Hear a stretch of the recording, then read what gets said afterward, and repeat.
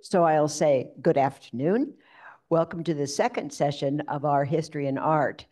You know, I don't know how these classes affect you, but I'm going to tell you that last Wednesday evening, as I was going to bed and just kind of like just dozing off, some of the pictures were just coming into my brain. Some of the colors and the fineness of the lines, and I don't know, the way we saw that landscape. I mean, it was pretty touching. Pardon me. It was really touching. I mean, for me, it's a little personal anecdote. So I have really been looking forward to hearing what Christian's going to be saying today. Um, I know I did email him for permission if I could take some of the pictures of the slides, just because I didn't last week, and I feel now I'm missing out for the rest of my life. Well, you know, he did say probably we're not going to see many of these pictures, many of the sculptures. So that being that, I will say that the usual message about please turn off your electronics. Isn't it funny? We always have to be kind of like reminded about that, including me. And the third thing I want to announce, once again, is that Oakmont Lifelong Learning is sponsoring 8 concerts this year. And the first one is going to be for your Valentine and you. You don't have a Valentine? Make sure you are your own Valentine and come to the concert. It's going to be February 17th at 7 o'clock. There are going to be round tables, tablecloths on them, and little centerpiece decorations just because it's kind of a party. And so that being that, I would like to say once again, welcome back to our instructor, Christian.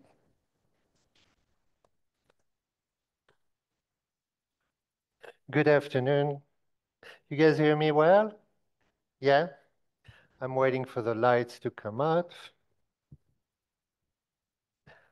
There they are.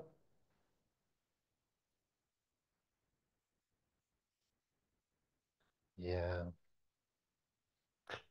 I'm waiting for them to turn the lights off. There you go. There you go. Good afternoon.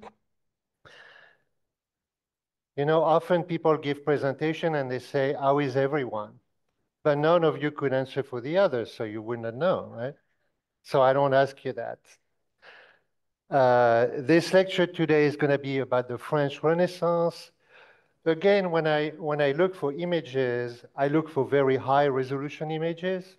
I get these from public domain or from museum like Museum del Prado or the Louvre. So you know, you get really amazing images. If some of you, as Charlene said, if there is an image that you particularly like and would like me to send you by email, it would be easy for me to do, right? So you don't have to take photographs of them. I can just send you, right? So if there's an image you like, I can send you the image by email. Just tell me, okay? I'd be glad to do that. And the last thing I wanted to say, I will stay a little longer on the images because the odds are the images I will show you, the art I will show you, you may only see it once in your lifetime. So that's one of the reasons I don't give a deep analysis of the piece. I don't like when people tell me what I should like about a piece. You're only going to see it for a few seconds, so I'd rather you feel whatever you feel about that piece, right? You get to feel without me telling you what you should feel. So I'm going to start. So this is the French Renaissance until roughly the 18th century. What you're looking at is a map of France made in 1477. It would be very useful if you go to France. You can see this map, right? This is called a Ptolemaic map from the Greek astronomer and cartographer. So the French Renaissance means rebirth. It was a cultural and artistic movement between the 15th and the 17th century, and it was influenced by by different events, such as the exploration of the world. A lot of explorers in the 15th and 16th century, there were advances in mathematics, in science, in astronomy, and the awareness of a world that was made with great maritime discovery. This is a painting of Columbus. It's painted in 1519 by an Italian man called Sebastiano del Piombo. It measures 42 inches tall, and it is at the Metropolitan Museum of Art. Christopher Columbus was an explorer and a navigator. He was born in the Republic of Genoa, and he completed 4 different voyages across the Atlantic Ocean for the King of Spain. And this is a map drawn under the direction of Columbus before his discovery. Isn't that amazing? See, they knew about this, but they had no idea what was to the left.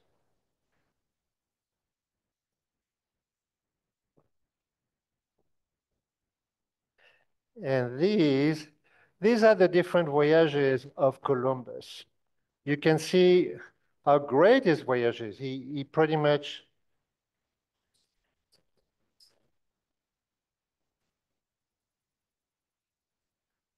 that's better. So you can see how extensive his voyages are. You know, the Vikings certainly discovered America long before Columbus, but still, he was a great explorer, an even greater explorer in my mind. The picture is not opening very big, but this is Magellan. All of you heard of Magellan, right? You've heard of the Magellan Straits? The Magellan Straits are straits at the tip of South America, and Magellan discovered those straits, and he was the first man to circumnavigate the world, which was an incredible event. And Magellan actually died. He was killed in the Philippines by arrows. So he was a Portuguese explorer, and he discovered the yet undiscovered Pacific Ocean.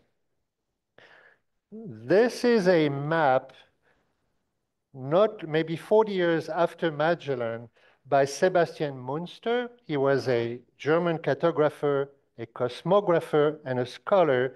And he published in 1544, he published a book called Cosmographia, and it is the earliest description of the world. It was written in German, but many different editions were made in English, French, Italian, and Latin. So the book Cosmographia was one of the most popular and successful work of the 16th century. So that, I don't know if many of you know, you had the Portuguese and the Spanish trying to discover the world, right? So it came to a decision, what part of the world belonged to who.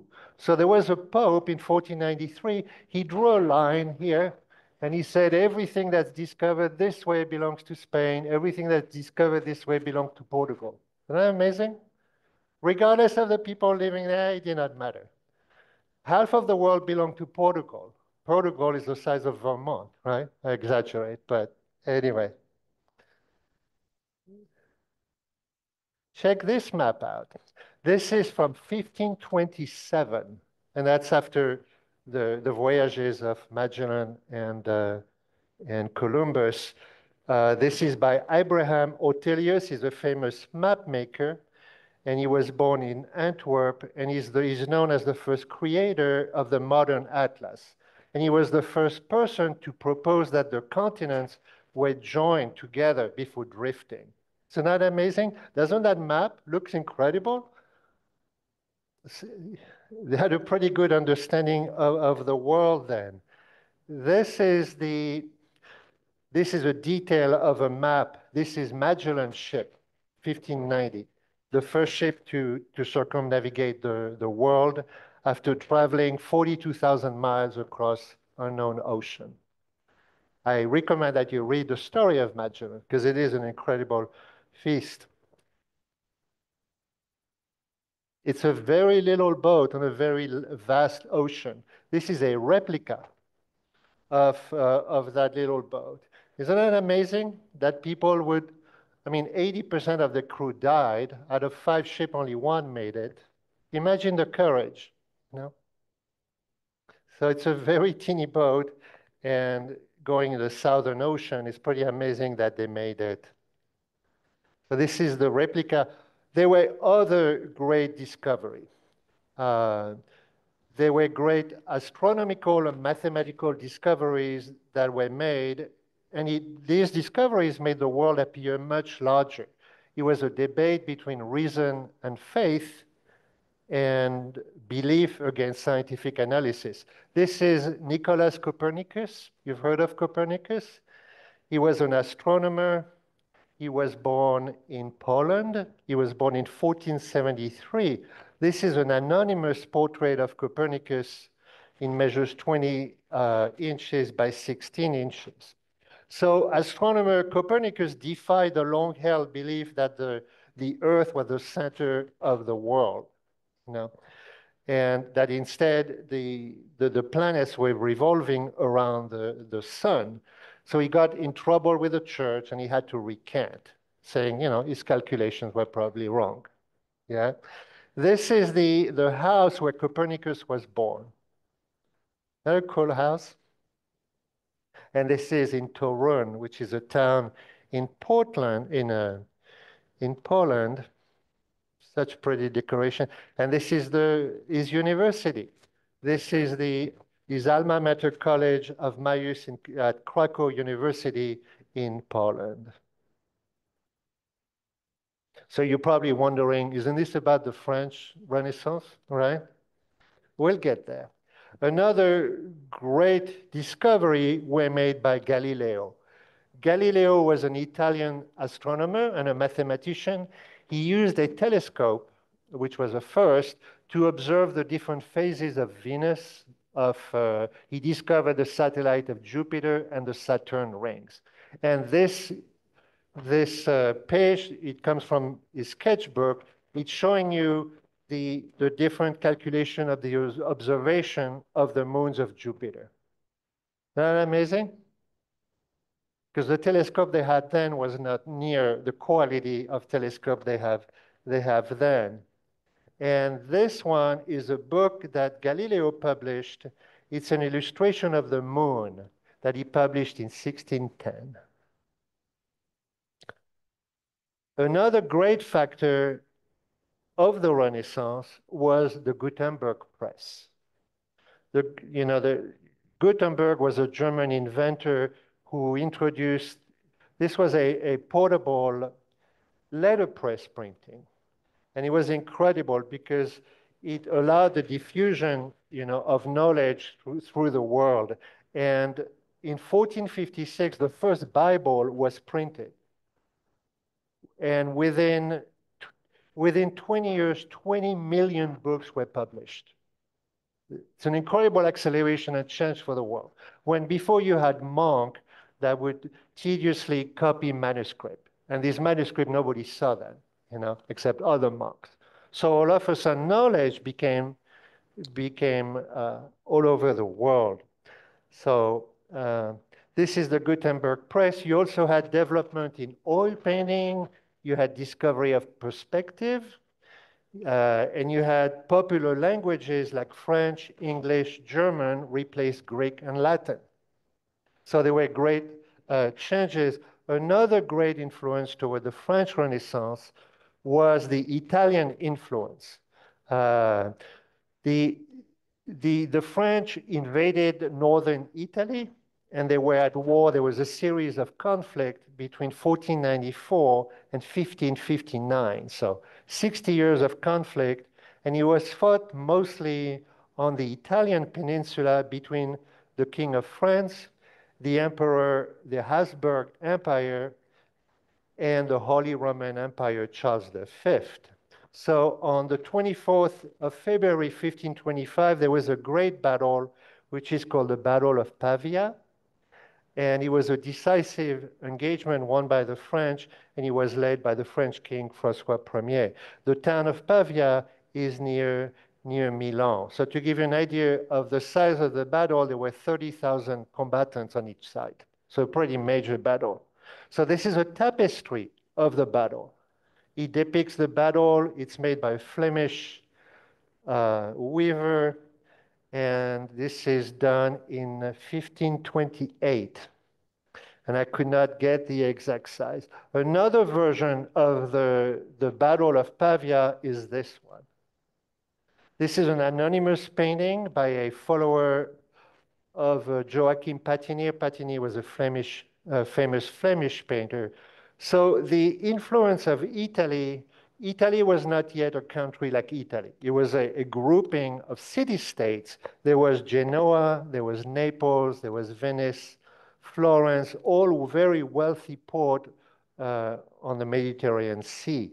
So when Francois Ier, the King of France, became king, he invited Italian artists, including Leonardo da Vinci, to France. And Leonardo da Vinci came to France with 3 paintings. One of them was the Mona Lisa, which is now in the Louvre. And Francois Ier lent Leonardo da Vinci, he lent him a castle so he could continue to do his work. And there were also the influence of Michelangelo and Raphael. This here is a painting by a very famous French artist called Ingres, Dominique Ingres. I don't know if you say Ingres or Ingres. I tend to pronounce them in English for you, but maybe I should say them in French. So in French is Dominique Ingres. And this is the death of Leonardo da Vinci. And you can see the king, Francois Ier, Francois I, receiving the last size of Leonardo da Vinci. It measures 28 by 32, and it is in the Louvre also. Other great advances were made in architecture. This is a painting that was inspired by a drawing, and the drawing was a sketch that was approved by a French king called Henry III. In 1577, this was the sketch to build a new bridge in Paris. Isn't that beautiful? And you see, this bridge is very modern, past Middle Ages. It's the first bridge in France or in Paris that did not have houses on it. Before, they had all kind of houses on each bridge, right? So this is the bridge that was accepted by the king. And you can see Notre Dame in the middle. So the next paragraph, if I may, has a question, is what happened to real men? This was the Middle Ages. This is a chronicle by Jean Froissart, a famous chronicler, and it's a chronicle about the 100 Years' War. The 100 Years' War was between 2 French families. And so you can see the warriors, this is done in 1337, right? But what happened to the noble warrior with a sword? This is a ball at Henry III, King of France, in the Louvre. You see the difference? Right? They no longer had sword. What happened is, why did they become, I would say, a little bit effeminate? The King of France became very powerful. And he created a court in order to watch the different princes, the counts, the dukes. He controlled them by having them close to his court instead of faraway provinces that were quasi-independent and rarely visited. It may take weeks for them to, most of the territory ruled by a king, the king had never visited them or even spoke the language. So by becoming powerful and having all the princes close to Versailles, for example, he had control over them, So he no longer needed them to fight for him because he had an army. So this was the Middle Age. This is the fortified castle of Carcassonne. Anybody see it? Did you ever go? Anybody has gone to Carcassonne? It looks just like that. It's just bewildering. There's 50, 60 towers. There's a double wall, and it's absolutely intact. So this is Carcassonne. This is another medieval castle. This is the castle of Vitry in Brittany, where I'm from. You can see how imposing and uninviting it is, right? A few years later, this is what we have.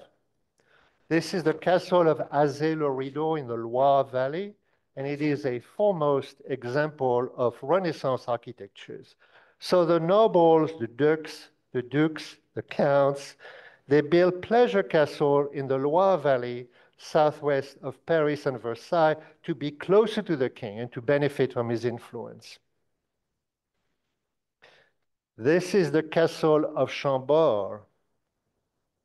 This was just a hunting lodge for Francois I of France. It took 20 years, 28 years to build. Isn't that amazing? And this is another picture, detail of this Renaissance castle. Inside of this castle, I found two really cool images. I found this wallpaper. Isn't that beautiful? Remember the days of wallpaper? My mom had, her house was, everywhere was covered, ceiling, doors, everything with wallpaper. I don't know what has happened to wallpaper. It disappeared. I found this one and I found this other one. Isn't that pretty? These are wallpapers that can be found in the castle of Chambord. Then you have the castle of Chenonceau on the Loire Valley. Imagine that, look at that. Isn't that beautiful?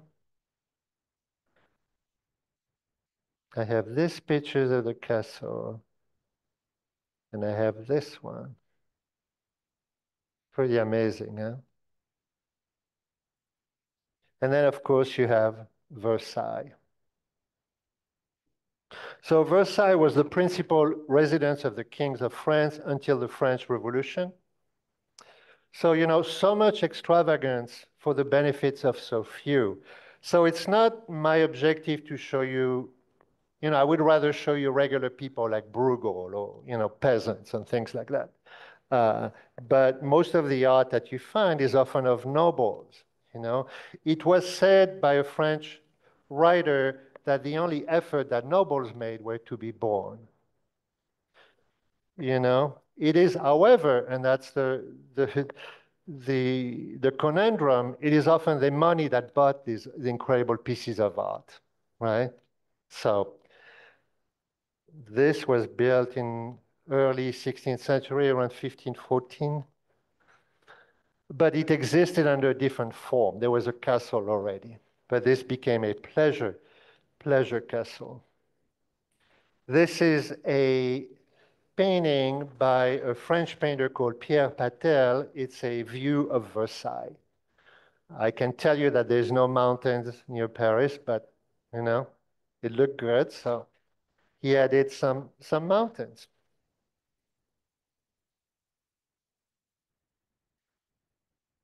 This is the Salle des Glaces, which is the room of mirrors in Versailles, and it measures 80 yards. And this was under the Sun King Louis XIV, and he was then absolute monarchy. He was not just a king, he was really the sun. This is the bedroom of the Dauphin. The Dauphin is the heir to the throne. I like that color green. It's absolutely beautiful. And this is the bed of the Queen. So, you know, this extravagant lifestyle would partly and sadly one day lead to the King and the Queen to the guillotine. You know, there was very few people on top, and most of the French people did not live this extravagant lifestyle. Another discovery, something that became very well known, are engravings. So they became a very popular method of illustration. See, now not only you had a press, but you could make engravings. So people started having pictures in their house, which was unprecedented. So Do you guys know what an etching is or an engraving? Can I tell you briefly how it's made? Because I've done etchings. To do an etching, you take a copper plate or tin plate, you cover it with a wax, right? And then with something metal like a stylus, you scratch the wax of the copper plate, right? So you make lines like this. You're scratching the wax. And then you're going to put the plate into a bath of acid. And the acid is only going to burn what has been scratched where there's no wax. That's how an etching is made. So this is, it can be copper. So this is a joust at the Hôtel des Tournelles in Paris, where Henry II, King of France, was accidentally killed. And you can see at the top, it's written Rex Henricus Mortifero. In Latin, it means that the King Henry died.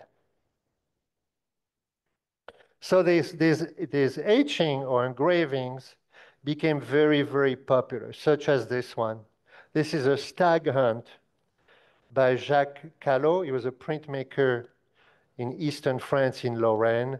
And he made about 1,400 different etchings that chronicle the life of people, the court, soldiers, and landscape. So you can see how people, it became popular, and people had a lot of these prints at home, which did not exist before.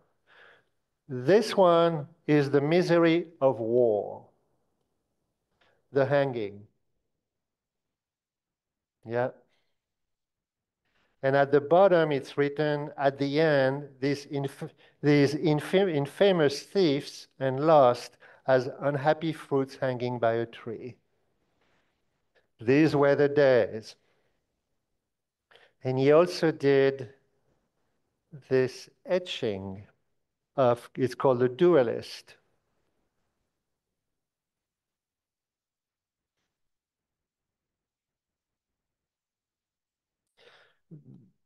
The next one is a very popular engraver of the early 16th century. His name is Abraham Bosse, B-O-S-S-E. This is at the National Gallery of Art in Washington. This artist was born in the Loire Valley in the early 1600s. His father was a tailor, and he became a printmaker, and he illustrated a lot of different books. So he depicted daily life and clothes in great detail. So this is about engravers. The next one is a sculptor in his studio, and it's really revealing because you get an idea how people were dressed, you know? Even though the image is very stilted, it gives you an idea how people, you can see their clothes. So this is a sculptor in his studio trying to sell his wares to buyers. This is gentry visiting a prison. You can see who has shoes and who doesn't, right?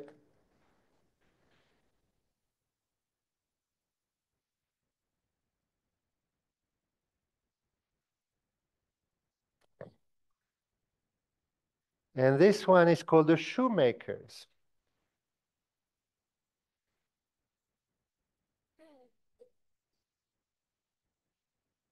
Another cool print.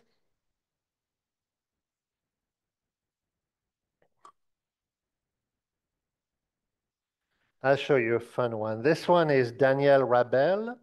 Whoop. Let me go back, see if it gets bigger. It's weird, some images don't show very big. Daniel Rabel was a painter and an engraver, and he also did botanical illustration. He was the official artist of Henry III. He was also the portrait painter of Marie de Medicis, who became Queen of France. And he was also a set designer for theaters. This is a set design for theater. It's called the Royal Ballet of the Dowry, and it was performed in the Louvre Castle. And Louis XIII, King of France, was a performer, as was very common among nobles. I told you, they no longer fought, they no longer had a sword, they lived a life of pleasure for the richest, and they even participated in theater. So this one is the Royal Ballet. This one is the Grand Ball, a set design.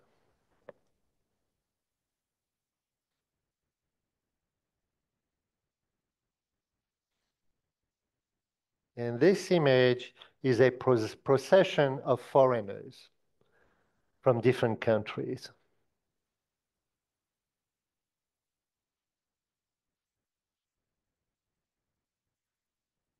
And these are 11 by 17 inches each illustration. And the last one of this gentleman, this is the entry of the owls and the crows, the crows. And those cool images? I'll show you something about dance from an artist called Henri de Gissy. He was an artist and he was a set designer. And he held the post of drawer of the chamber of the king. He was also responsible for the elaborate costume of the king's ball. So this is Louis XIV in a night ball. This is the King of France, the Sun King. The ballet was choreographed in 1653. It lasted for 12 hours from sundown to morning, and it comprised 45 different dances. And Louis XIV, the Sun King, appeared in 5 of them as Apollo. That's the king, right? And of course, he was Apollo. And I'm sure people were clapping, right?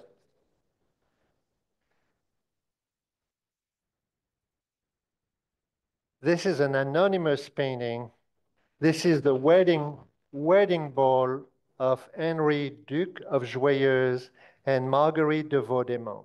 They got married in 1581, and this is an oil on copper plate. It's in the Louvre, and it measures 42 inches by 65 inches. See how people are dressed? It's rather intriguing. I'm going to pass the next picture because I already showed it to you. I don't know where it came.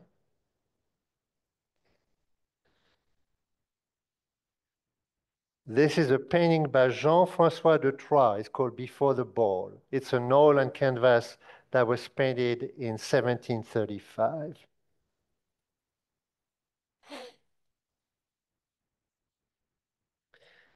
Let me show you some sculptures in the Renaissance. This is Saint George fighting the dragon. It's a very famous story, and it has been painted endlessly in the Middle Ages, but this is a sculpture.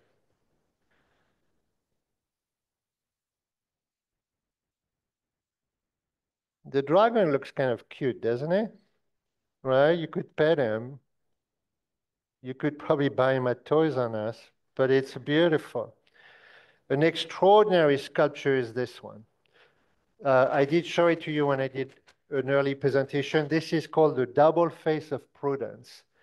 It's on the tomb of Francis II, Duke of Brittany, and the female face on the back depicts his daughter Anne of Brittany. Anne of Brittany was the last ruler of Brittany before Brittany became part of France. Is that beautiful? It's marble. How you can do this in marble, I don't know. It's beyond, it's remarkable.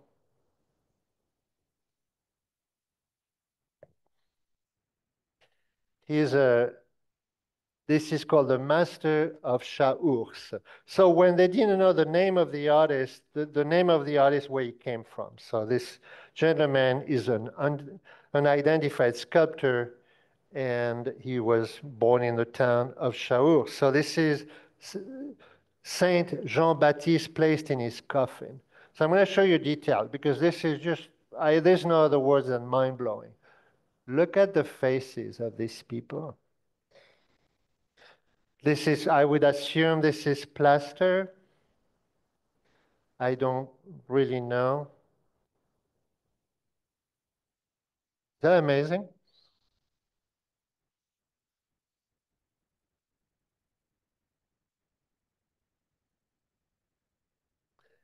This one is another anonymous sculpture. It's Saint Roch, another saint.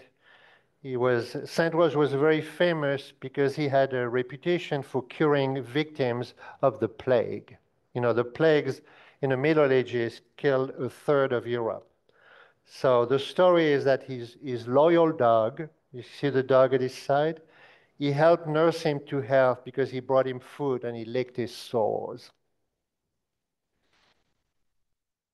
That is a stunning sculpture. He also had progress in scientific instruction that combined science and art.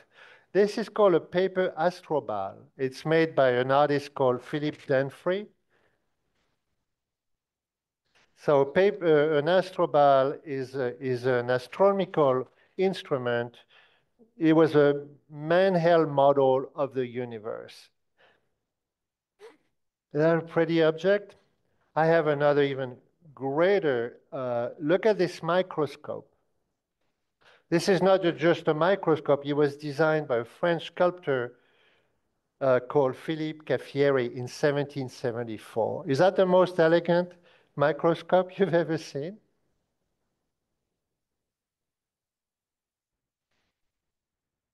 So now we'll get to painting and French painting of the Renaissance. This is a famous painting. I don't know why, because it's not my favorite, but I showed it to you because it was very famous at the time. The artist is Jean Cousin the Elder, and it's called Eva Prima Pandora, nude. It's an oil on panel that is very large, 60 inches wide in the Louvre, and it's a combination of Greek mythology and the Bible. So Pandora was the first woman that was created by Zeus, the god Zeus, in Greek mythology. But here you see Eve nude in a cave.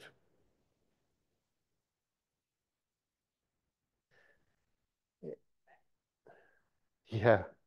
And this is his son, Jean Cousin the Elder.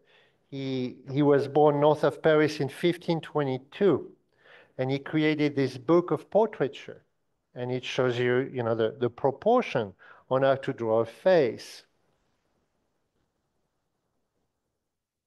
So you can see how common the diffusion of books became. And this is the proportion and the measures of a woman and child.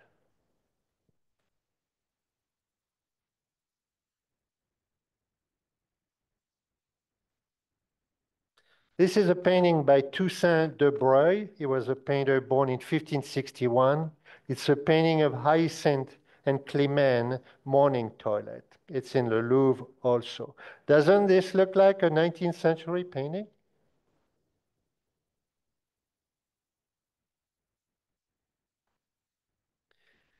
This one is incredible. We don't know who painted it.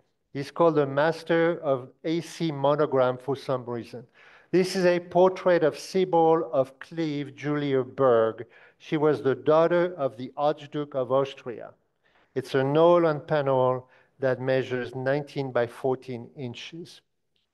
If you were to blow up this image, you would be surprised at the details of the clothing.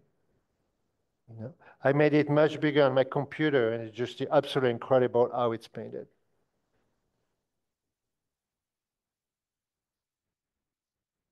It's a very unusual painting, isn't it?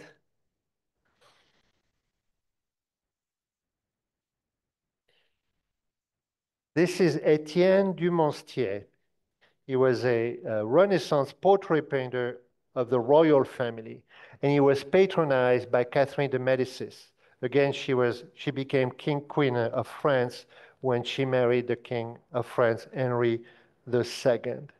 And this is Henry II by Étienne Dumonstier. He became King of France, King of Poland, and Grand Duke of Lithuania. But it is a beautiful painting. The colors, the green curtains are amazing.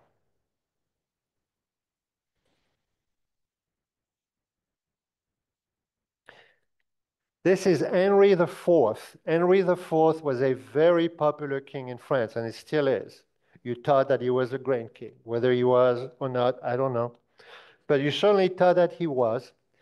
And this is painted in 1600 by a French artist called Jacques Boulben. And this king was king from 1572 to 1610. It's really cool to see the armor this way.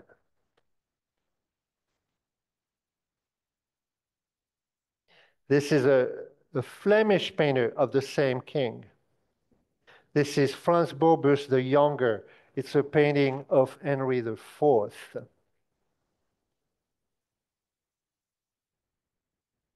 So you have to realize that the king probably wanted to be painted this way. He wanted to be represented this way. But Henry IV did not have a great life because he was assassinated. He was assassinated by a Catholic family fanatic who reproached, this was during the religion wars, and Henry IV did not want it really to be involved in those wars. He allowed the Protestant and the Catholic to live peacefully together, but this Catholic fanatic, his name was Ravaillac, killed him with a knife. This was the 27th of May in 1610. This is the Parliament decree condemning to death Francois Ravaillac, who just killed the king. So I'm going to read you a little of what it says. This is his sentence. Clamps through his breast, his arms and thighs, and the hand that held the knife, burnt with sulfur, melted lead, and boiling oil. The arms and the legs were torn in different directions by 4 horses, the rest burnt in a fire, and the ashes thrown to the wind. If you thought the electric chair was bad, I mean, this is really, really bad. And this is an engraving of Henry IV on his deathbed. And there is a caption that you cannot see on this image. It says, "The highest and powerful Henry the Great as he lay in state after his murder." It's a pretty amazing engraving. Does it not look three-dimensional for some reason? He looks alive. Certainly does. This is a painter called Hyacinthe. One of the things about looking at history is the name of people, how they change, you know? So this is, I don't know how you would pronounce it, Hyacinthe, Hyacinthe Rigaud. It's an unusual name. So this is, he was famous, he was born in 1659. He was famous for his portraits of the French nobility. He was born in the south of France. So this is a self-portrait, it's an oil on canvas. But I wanted to show you one of his most famous paintings. This is the Sun King, Louis XIV. It measures 10 feet by 7 feet. Look at his shoes. So this is the Sun King, and it's the apogee of the Castle of Versailles. And you see that you see the white of his coat. This is called ermine, and it was the chosen fabric of kings. Ermine is a type of weasel with a white winter coat. Isn't that amazing that an artist can give you the feel of that texture? So that's the Sun King that you saw earlier in a ballet. So we'll get to an artist called Corneille de Lion, one of my favorite artists of the Renaissance. He was, mostly he painted portrait. He was buried in 1575, and he was active in the town of Lyon, thus his name, Corneille de Lion. And this is a portrait of Lady Janet Brandon. She was the Duchess of Suffolk, and it measures 8.5 inches by 6 inches. This was the fashion of small miniature. So they range basically from the size of a postcard to about 8 by 10. And this is an oil on panel. And this lady, Janet Brandon, was a noble woman.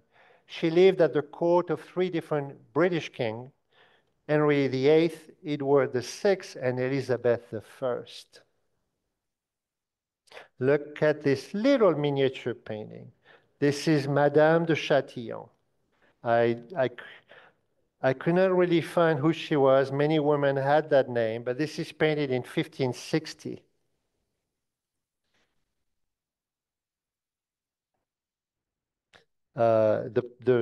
It's 7 by 5.5. The painting itself, the frame is rather extravagant. But to see them in person is really striking. It's really stunning. Stunning object. This is Corneille de Lion. This is Isabeau, not Isabelle, but Isabeau de Savoie. Savoie is a province in eastern France. She was Countess of Bouchage. This is painted in 1530. It's an oil-on panel, 7 by 5 inches. Now, it's small, but it packs a punch, doesn't it?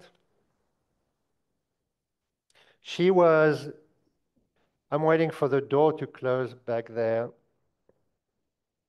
I'm going to let somebody come in.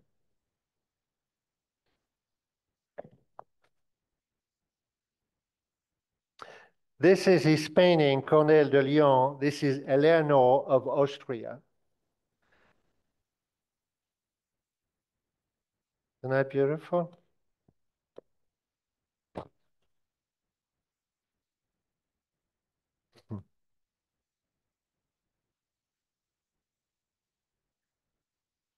That one, I don't have the size.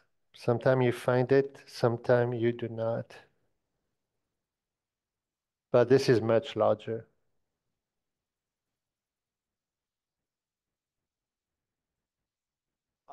Just curious, am I seeing the Habsburg kind of the deformity chin, her lips, or not, in your opinion? You mean does she have the Habsburg shin? Yeah. No, not yet. I don't think so. No, she looks like a pretty woman, although you may have a point. But it was a congenital condition of the Habsburg family. They had very long chin. So you're correct. This is Corneille de Lion again. This is a bearded man with fur gloves and fur collar. See, the ability to render fur, make it feel like fur, is remarkable. This is a great, great portrait. This is painting of a man, another man with gloves. It's on an oil on oak panel. It's at the Art Museum in Vienna. It measures 7 by 5 inches. That's pretty small for something this quality. There's very, very few colors. This is his painting of Marie de Guise. Marie de Guise was the mother of Mary, Queen of Scots. Mary, Queen of Scots, was beheaded by Elizabeth I of England. Anyway, that's her mom, and she ruled the kingdom on behalf of her daughter. So this measures 9 by 6 inches.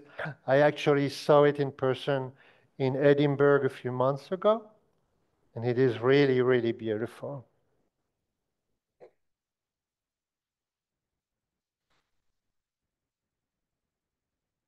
This is his portrait. See how unusual this portrait looks like? It's less tilted. It looks like a real person. And this is a portrait of a lady called Louise de Halluin. It's painted in 1555. It's an oil on panel. It's actually at the Art Institute of Chicago. She was the maid of honor to Catherine de Medici, the wife of Henry II.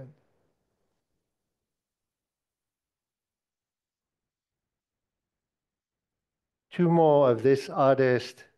This is his painting of Jean de Brosse. He was the Duke of Étampes, and it's an oil on panel that measures 6 inches by 5 inches. It's pretty remarkable that you could do such great painting, and yet this small. No? It's very powerfully painted. And the last image I have of this artist is this one. This is a young lady. It's an oil on oak panel measuring only 7 by 6 inches. 7 by 6 inches is this, you know?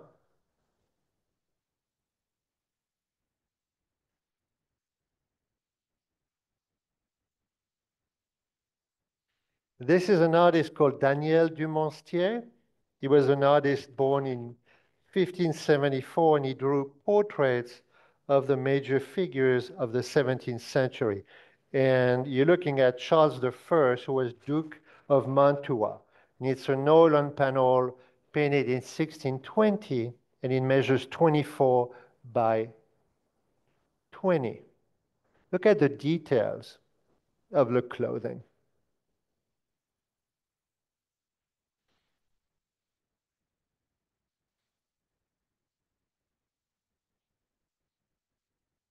I do have some landscape.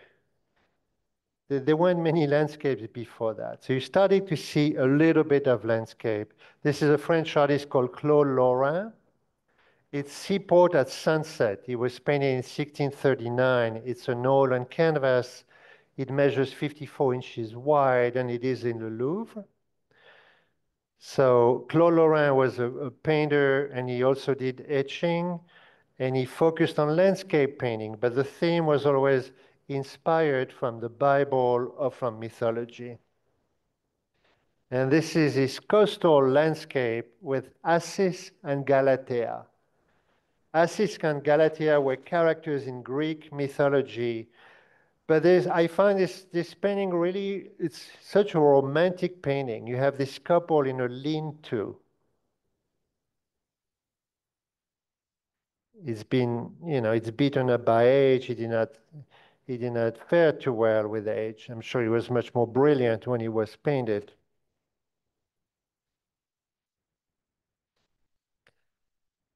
I don't know why I kept this painting to show you, but there is something about this painting. There's just something that I can't describe. This is Ariadne and Bacchus at Naxos. It's painted in 1656. It's an oil on panel that is 31 by 41 inches. And the story of this painting, the inspiration is mythological from the Latin poet called Catullus and Ovid. And here you can see the lady Ariadne. She's feeling heartbroken when the Bacchus, the god of wine and revelry, appears. He's not this creepy guy. He's actually the god of wine and revelry. You see him in the corner appearing? And she looks very happy about his visit. A very unusual painter in the French Renaissance is this guy. Let me see if it gets bigger. No. This is called his name is Francois de Monet. It's an explosion in a cathedral. It's the king of Assa, again a biblical reference, destroying the idols.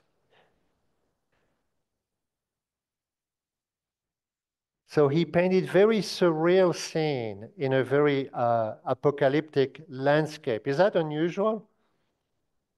He was a French painter. He was born in 1593. And the next painting is this one. This is called Samuel Anointing Saul. It's painted in 1625. It's an oil on canvas. Samuel was a prophet, and he anointed Saul to be the prince of Israel. A very different style. So you can see, as I will progress in lecture, you're going to see the opening. It's going to be less and more religious. It's going to become, it's going to change every century, right? And I was telling this lady when I came in, early Middle Ages were all Christianity. Christianity ruled the world. And it's not necessarily because of faith. In the 4th century, there was a Roman emperor called Theodorus. He made it obligatory to be a Christian all over the Roman Empire, which was just about Western Europe, under the penalty of death. So he got a lot of followers rapidly, you know? So anyway, what I was telling you is you're going to see artwork that moves away from religion to a degree. And this is live painting of this artist. This is the interior of the Santi Severino Church in Naples. Very unusual, very modern.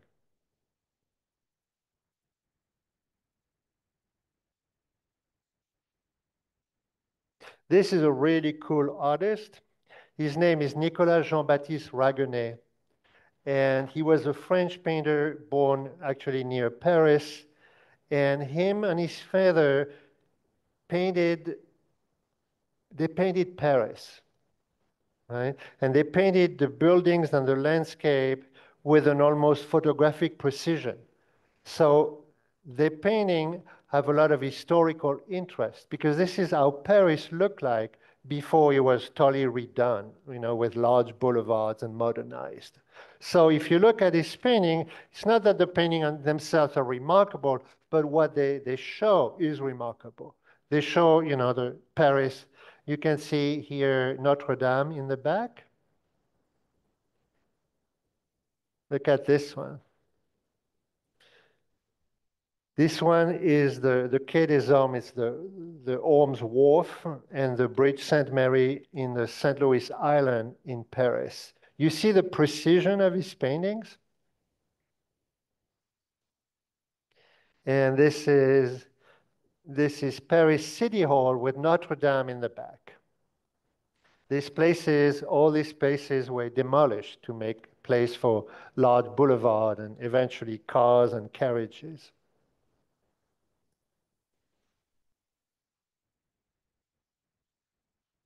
This is Trophin Bigot. You guys have heard of Thomas Kinkade? Yeah, I have. Artists make fun of Thomas Kinkade. He calls himself the painter of light, right? I'm going to show you real painter of light. This is Trophin Bigot. He was named the candlelight master, and he worked with chiaroscuro. Have you heard of chiaroscuro? It's the treatment of light and shade with very strong contrast, and it was used by Caravaggio and Rembrandt, right? So Trophin Bigot was born in Provence in 1579, and this is an oil on panel. So this is another happy painting inspired by the Old Testament. They had a lot of really happy painting. This is Judith cutting the head of Holofernes. Holofernes was an Assyrian general. So Holofernes, this Assyrian general, was about to destroy Judith's home in the city of Bethulia. So Judith seduced him, get him drunk, and then after he passes out, she cut his throat. The true femme fatale, right? But look at the light in this painting. It's hard to comprehend. You have to realize that nowadays artists, you know, you can look at photograph on your computer. You can, right? They painted with candles. They did not have things to look at. So it is quite remarkable. This is another painting of his. This is another happy Bible story. This is Saint Sebastian nursed by Saint Irene. So, as you may know, bleeding was one of the most popular medical approach of the time. They just bled you. You had a headache, a little bleeding would happen. Now, another great painter of light, and certainly maybe even greater, is Georges de Latour, French painter. This is at the Metropolitan Museum of Art. This is Mary Magdalene, who I think was present at the resurrection of Christ or something like this. Oh, she was the woman who traveled with Jesus and was present at his crucifixion in the Bible. So Georges de Latour is a master of chiaroscuro. He's a painter born in eastern France, and he painted a lot of religious scenes lit by candlelight.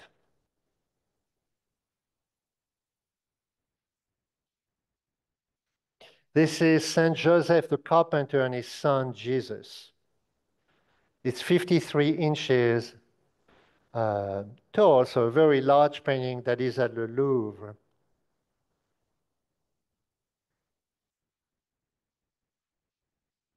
The others are more fun. This is the dice players.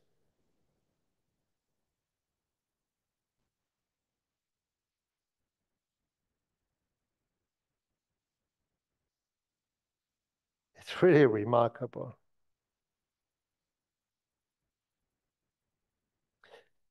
This one is the fortune tellers. The fortune teller. It's painted in 1630. It is at the Metropolitan Museum of Art. It measures 49 inches wide. And you can see that while the gypsy woman is distracting this noble, one woman is taking his wallet from his pocket, the other is stealing his watch.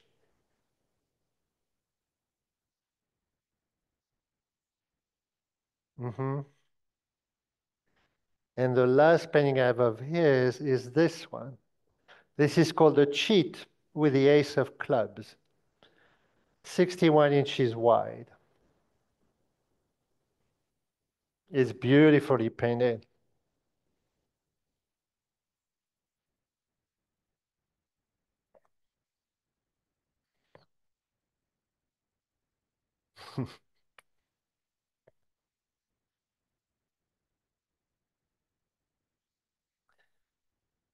This is François Quesnel.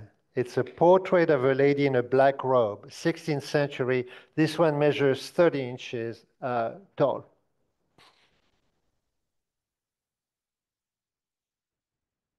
François Quesnel was a French painter who died in Paris in 1619, and he found a great patron in Catherine de Medici.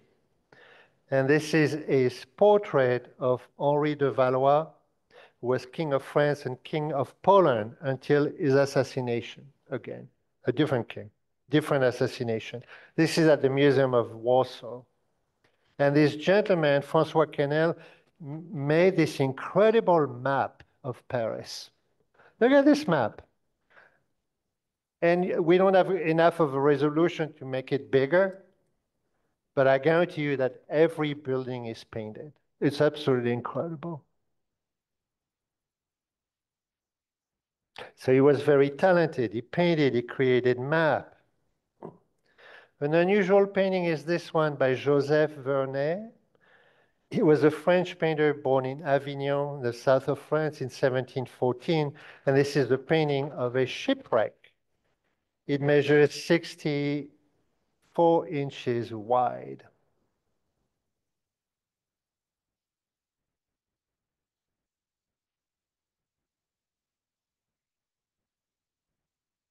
And he also painted this painting. This measures 10 feet wide. It's at the Philadelphia Museum of Art. It's called Villa a Caprarola by Joseph Vernet. It is a really amazing painting if you can blow it up. And I can only do this so much, so I'll show you a detail up. I lost the detail. I had a detail, I lost it. I don't know what happened to it. So you won't see details. But it's pretty fun to see how people were dressed. I have this landscape that I didn't know where to put it in the lecture. I just found it beautiful because this is painted at the end of the 16th century, and it's a landscape. It's a running stream at San Cosimato. It's an oil on paper by a painter that was born in the south of France. It's a beautiful rendering of a river. A very famous woman in France during the end of the Renaissance was Madame de Pompadour. Ever heard of her? She was the mistress of Louis the 15th. Then you had Louis the 16th, but he was, So anyway, Madame de Pompadour, here she is. She was the mistress, and she was very influential at court. She was also a great patron of the arts, and she was a friend of Voltaire. So this is Maurice Quentin de la Tour. It's Madame de Pompadour in a study. And believe it or not, this is a pastel. All right. I'm going to show you two details because this is absolutely, I can't find a better word than mind-blowing. I'm going to show you her dress. Up. Oh, that's weird. Where are my details? I had details. I don't know where the details went. I could show you the detail of the dress, but I don't have it. No, I don't have it for some reason. Don't worry. No, it's fine. It's fine. This is another painting of Madame de Pompadour. Look at this beautiful dress. This is a painting by François Boucher. It's 1756, and it measures 83 inches, so a very, very large painting. The next painting, I have details. So this painting doesn't look like much until you blow it up. This is by an artist called François Hubert Drouet, and this is Madame de Pompadour at a tambour frame. She's doing, how do you call this? You have embroidery, right? So this one, I'm able to show you details. Look at her dress, right? I'm going to make it bigger, right? You see that? And then I'm going to make it, hold on, 1, 2, I just have 1. Look at that. Is that amazing?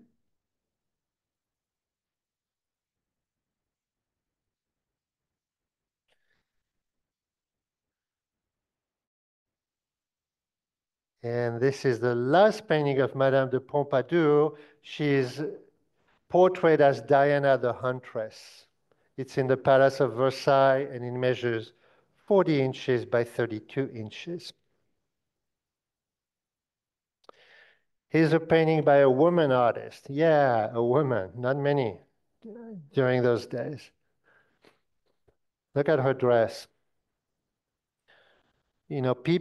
Artists spent a lot of time on clothing, more than on faces. But this dress is absolutely remarkable.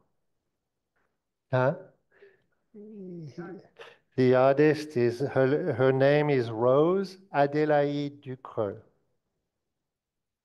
She was an accomplished French painter and a musician, and she was born in 1761. This is a self-portrait of her playing a harp. This is at the Metropolitan Museum of Art. Don't you love that green dress with stripes? This gets closer to the French Revolution, but I will show it to you. The artist is Hubert Robert. It's a self-portrait in prison. Above the window, right above, you can see the writing.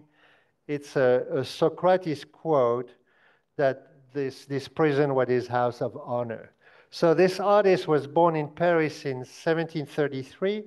He was a French romantic painter, but he was arrested during the French Revolution.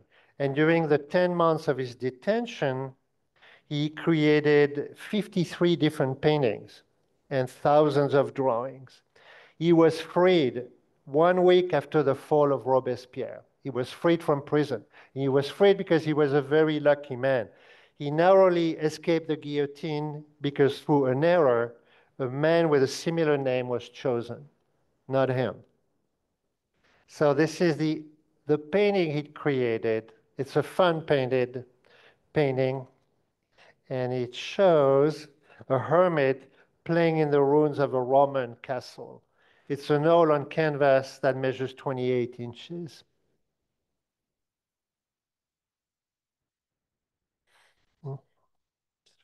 Yeah. And I'm going to leave you with 3 paintings that are all incredible, and they're all anonymous. It is strange because they're incredible and we do not know who painted them. This one is highly unusual. This is called an allegory of war.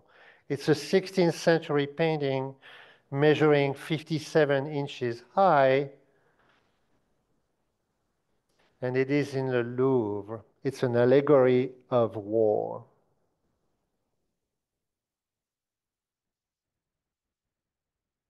This one is Huntress, and it shows Diane de Poitiers.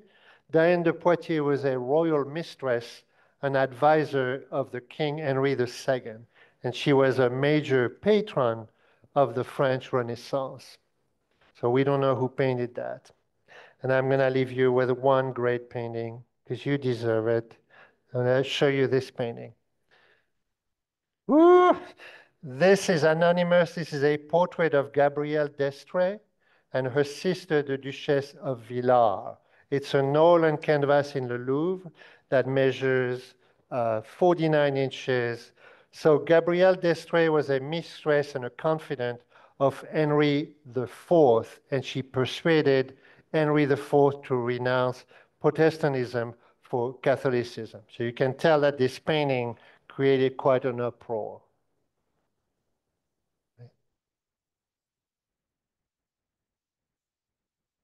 It's quite provoking, is it? That's it. And next week, I will show you. The next two lectures are going to be about the 19th century in France. So the 19th century, I will show you incredible painting, but classical painting of the 19th century. And they are absolutely incredible. And I will follow that by more painting of the 19th century, but these are the Impressionists, where the world is really changing. So you'll have the contrast between the classical painters to a pathway to modern art, you know, because little by little, the artists are going to be free from the constraint and start creating whatever they want, right? Little by little, you're going to have the Impressionist and modern art. So that's it for today. Thank you. Do we have time for questions? Oh, of course I have time for questions. I'd love to hear your question or commentary. It doesn't have to be a question. I'd love to hear from you, certainly. Well, oh yes, it is. I find the thing that's the most remarkable and pleasing about this painting is that he's left behind, or he or she has left behind the style of the dresses, and the women actually have normal looking waistlines and shoulders and arms, whereas with the fancy dresses, it made it look like the waist was 16 inches and the feet were size 3s. That's true. Yeah. Those women look very, very young. But I think there's a meaning behind, there's different explanation for the meaning of this painting, but they're just guesses, you know. So I have two questions, I guess. One is going back to the early 13th century paintings where you were showing us the small paintings. Yeah. I know we talked about this last week a little bit. What was the point of making them so small? I think the same reason why people at different period in time wore hats and now they don't, and etc. I think there's just a matter of fashion, you know. Somebody starts, it becomes popular for a while, and then you go to the next fashion. So that would be my guess, you know. That it was just the way people painted portrait at the time. You know, it lasted probably a century. They were just masters of miniature portraiture. But I don't think it was made for a different purpose, just a fashion would be my guess. And the technique to draw the lace, I guess collars that were on some of those, how is that possible to do that detail in such a small painting? Well, I don't know that the small painting, I mean, they were detailed because often artists, they use the brush that had one hair. They use magnifier, you know. So the details mattered. Go ahead. I heard, and I guess some people say they cheated, but some of these very, very detailed paintings, that they had refractory mirrors. So they would look through the mirror that would amplify the detail, and that's the way they did it, and in some cases anyway. Do you know anything about that? No, not really.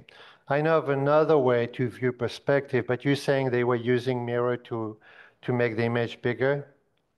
That's possible. But these people were very well trained, you know, and they would spend, like the painting I showed you of the woman, you can see the detail of her dress. As an artist, I can say the painting like this would require 2 years of work. So we're not talking about the small miniature you're painting, you know, just incredible patience. So patience would be the key to create details like that. And as you said, maybe they had way to magnify images. I don't know that. Actually, I had one question about that painting, if I'm thinking of the same painting. When you brought up the details and you saw the the um, the dress itself had flowers, and then the lace over that, Yeah. um, we were able to see the material between under the lace.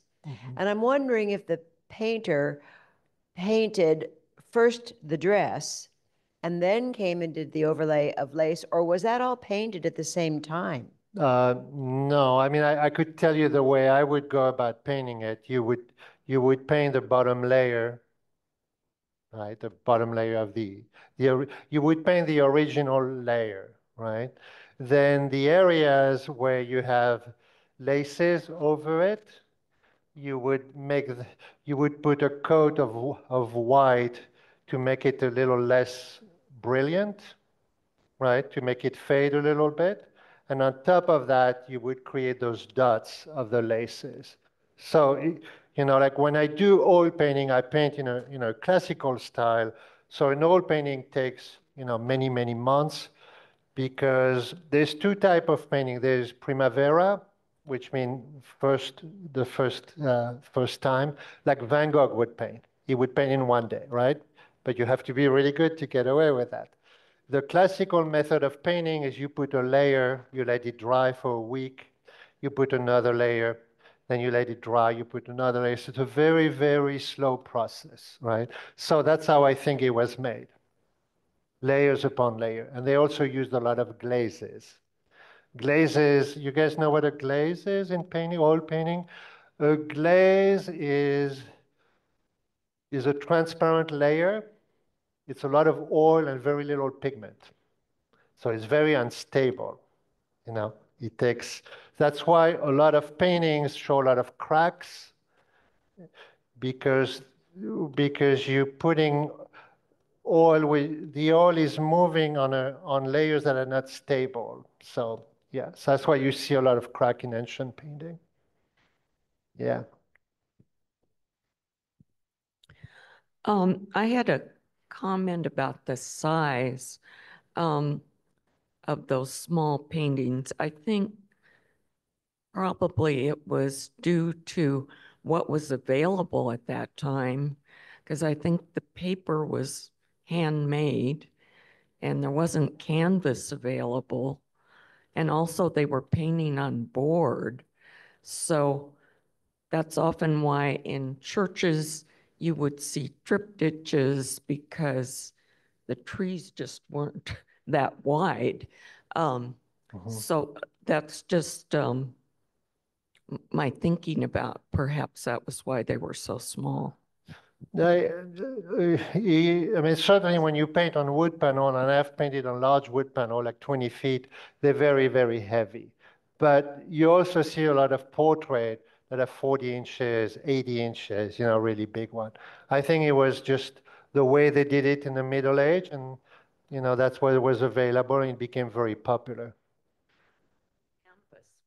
Canvas started after 1500, before all the paintings were done on wood panel, or they were done on copper, and then they discovered canvas. And canvas is 100 times lighter, 100 times cheaper, you know. So they started going to canvas. It made it, you know, you could carry large painting. As you say, when you're painting on wood panel, it's a unique support, but it has a different feel. So I really like working on wood panel. Yeah. Historical one, François Premier. So were those Chateaux de la Loire, was still Palais du Louvre, was that still the official palace, or did the court install itself completely in Vallée de la Loire? Or did they go back and forth? No, no, In the 15th the century. palace was in Versailles. The king lived in Versailles. Even, well, I'm talking about Louis, François Ier, Henri II, was that still Versailles? I don't know. No, I don't think No. Henry II was Versailles, but Louis XIV certainly. You Right, know, but I'm talking early Renaissance. they lived in different hostels, different places in Paris. But Versailles was just probably Louis XIII, Louis XIV. You know, yeah, until the French Revolution, and they were convinced to find cheaper lodging. You know. Do you guys have any comments you'd like to make? You don't have to just have question. You can just tell me what you think.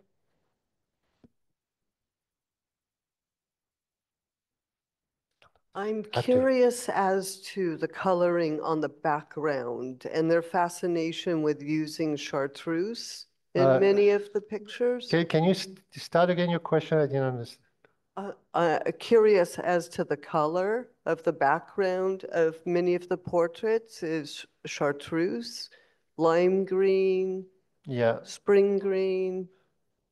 yeah, yeah. I think it reminds me of a lot of German painting of the 16th, 17th century. Again, that was a fashion, you know, where you don't have depth in the background, but they will use a real brilliant, very unusual color as background and very strong facial expression. So again, that was a fashion, and it worked, but there was no depth to it. You know, it was just a flat wall behind them. Yeah, go ahead.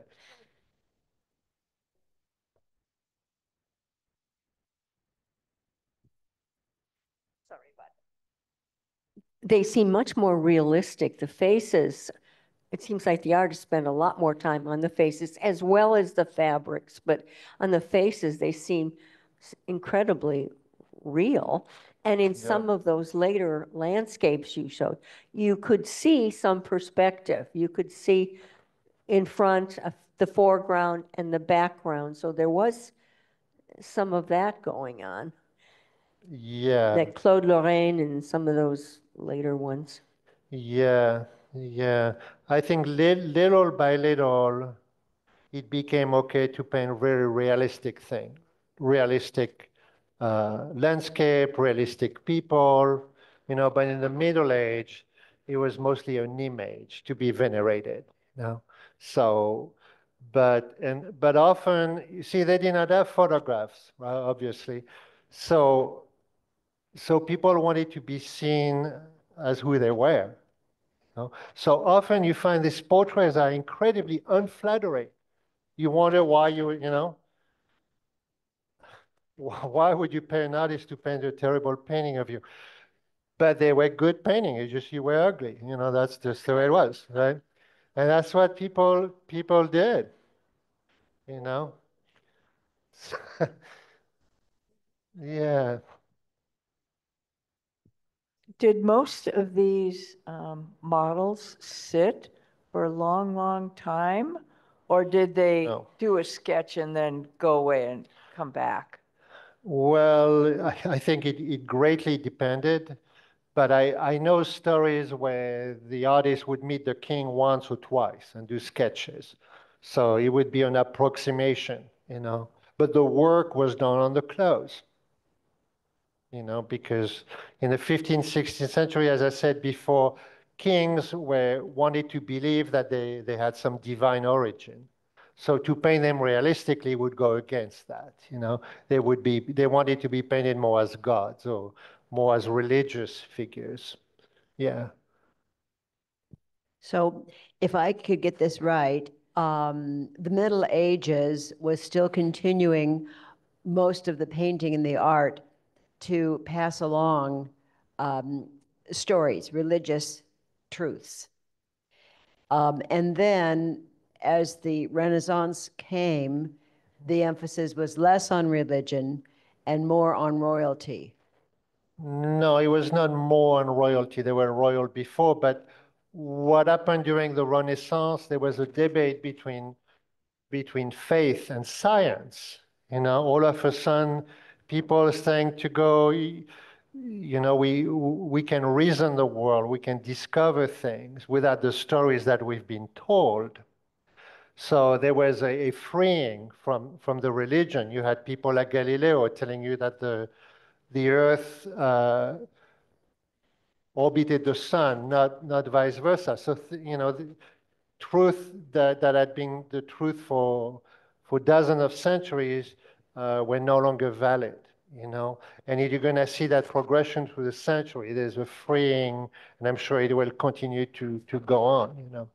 But that said, you know, a lot of these religious painting, it's hard to look at it without looking at the religion aspect. Some of them are incredibly beautifully painted, you know, but you may be a little thrown off because it's not, you know, what you believe in nowadays. But the quality of the artist was as good for sure. Yeah. Anybody else? We good? Yeah. So remember to turn back on your phones. Yeah.